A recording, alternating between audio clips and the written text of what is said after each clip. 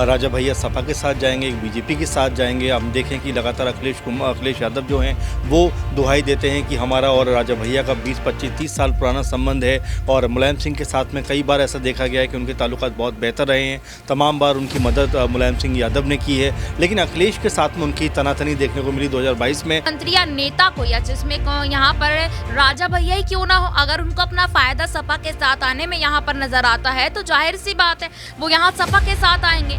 और अभी की अगर एक जानकारी बता दे तो यहाँ पर ये भी चर्चा तेज हो रही है कि ओपी राजभर से भी वो यहाँ पर मिल सकते हैं। इस तरीके की चर्चाएं भी सामने आ रही। तो देखिए चुनाव कुछ चलते हुए बाजी अपनी नजर आते हैं, क्योंकि लोकसभा सीटें भी इसमें बहुत मायने रखती हैं कि कितनी सीटें बीजेपी उनको देना चाहेगी, वही समाजवादी पार्टी क्या उनको अधिक सीटें देना चाहेगी। तो अब जिसकी तरफ उनको लगेगा कि उनको फायदा हो रहा है, उनकी पार्टी को फायदा हो रहा है राजा भैया की, वो उस तरफ जाना चाहेंगे। और लग रहा है कि काफ़ी हद तक कि अभी इसीलिए अपने पत्ते नहीं खोल रहे हैं कि हो सकता है शाम तक कुछ इसमें बदलाव देखने को मिले, हो सकता है कुछ अभी बातचीत का दौर जो है वो चलता हुआ नजर आ रहा हो, इसीलिए वो नहीं कहना चाहते हो। तो लेकिन कल चुनाव है तो ऐसे में आज उनको अपना डिसीजन क्लियर करना पड़ेगा।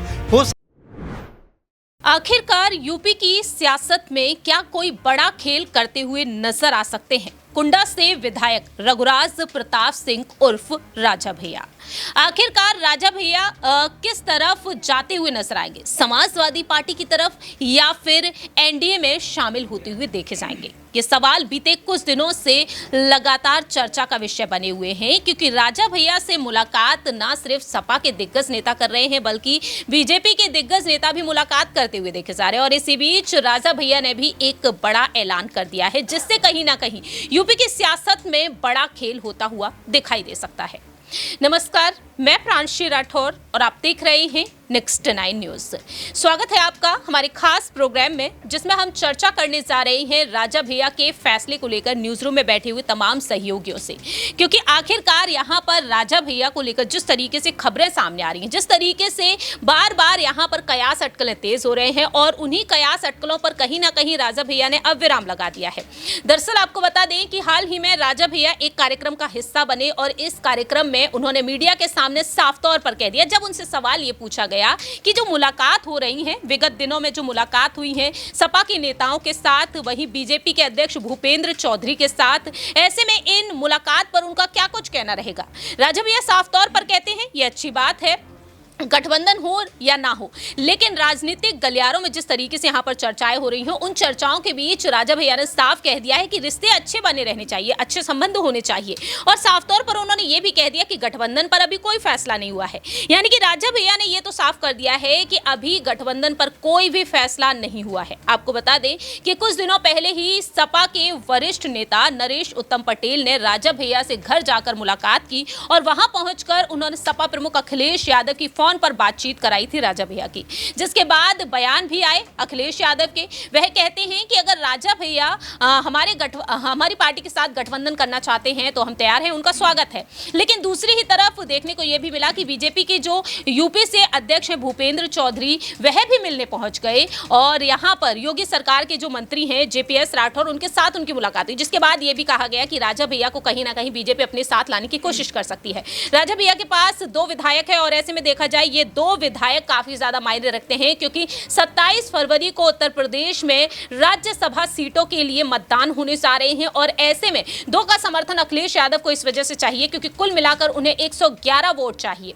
और ऐसे में राजा भैया अगर उनके साथ नहीं आते हैं तो कहीं ना कहीं अखिलेश यादव हार का सामना करते हुए भी देखे जा सकते हैं। तो ऐसे में अब सवाल यहां पर ये उठते हैं, राजा भैया आखिरकार किस तरफ जाएंगे? सवाल यहां पर लेना चाहेंगे सबसे पहले हमारे वरिष्ठ सहयोगी अमन जी से कि आखिरकार उनका यहां पर क्या कुछ कहना रहेगा, आखिरकार राजा भैया के फैसले पर उनकी क्या कुछ राय प्रतिक्रिया है। क्योंकि जिस तरह से उत्तर प्रदेश में हम देख रहे हैं कि अखिलेश यादव ने अपनी बात कही कि उनका स्वागत है अगर वह हमारे साथ आना चाहें, और दूसरी ही तरफ बीजेपी भी यहाँ पर कोशिश में जुटी हुई है।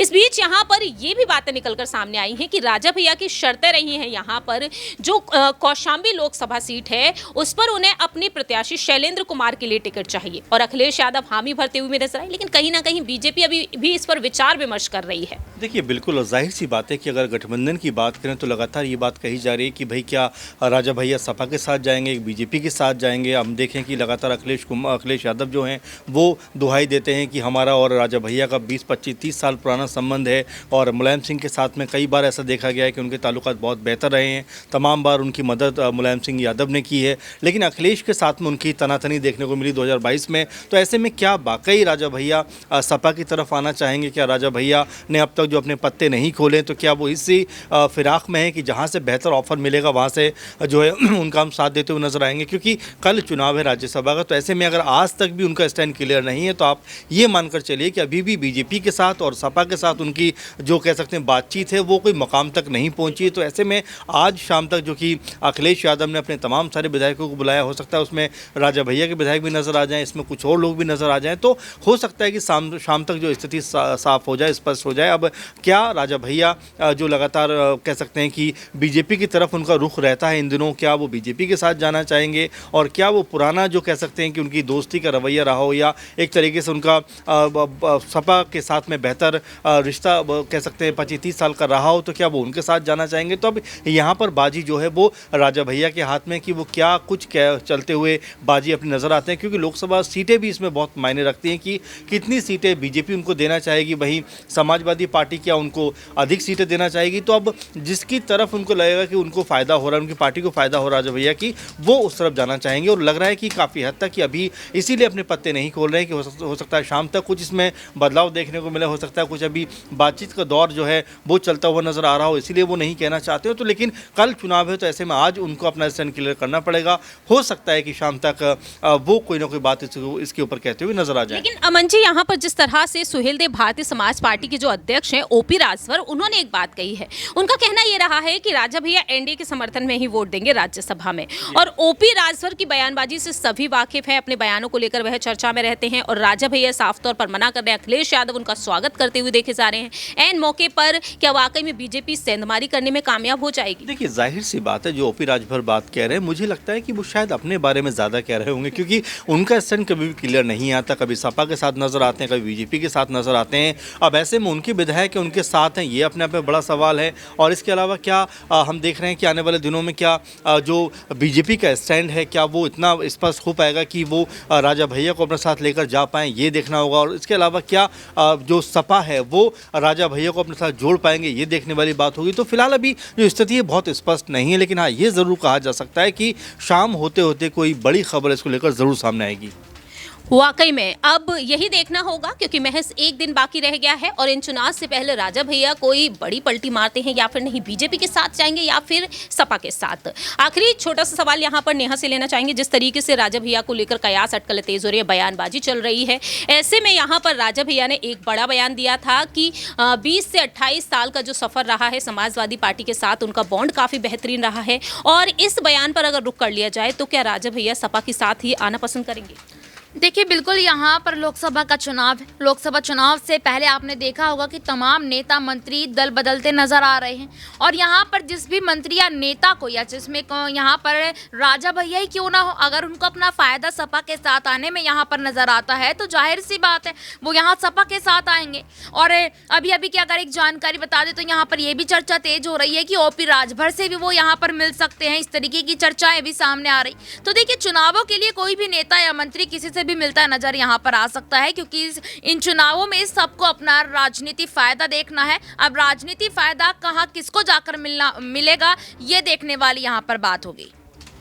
वाकई में आने वाले समय में यही देखना होगा कि राजा भैया को सबसे बड़ा फायदा किस दल की तरफ से मिलेगा, क्योंकि अखिलेश यादव तो ये भी कहते हैं कि एनडीए जो है, भारतीय जनता पार्टी जो है, वो लगातार यहाँ पर 2-2 मंत्री पद का यहाँ पर प्रस्ताव दे रही है, और ऐसे में अगर बचता ही कुछ नहीं है तो वह क्या कुछ करेगी। तो ऐसे में हम उस मौके का पूरा फायदा उठाएंगे। यानी कि कुल मिलाकर देखा जाए, अगर यहाँ पर राजा भैया के विधायकों के लिए कुछ नहीं बचता है तो अखिलेश यादव जरूर उस मौके का फायदा उठाते हुए देखे जाएंगे।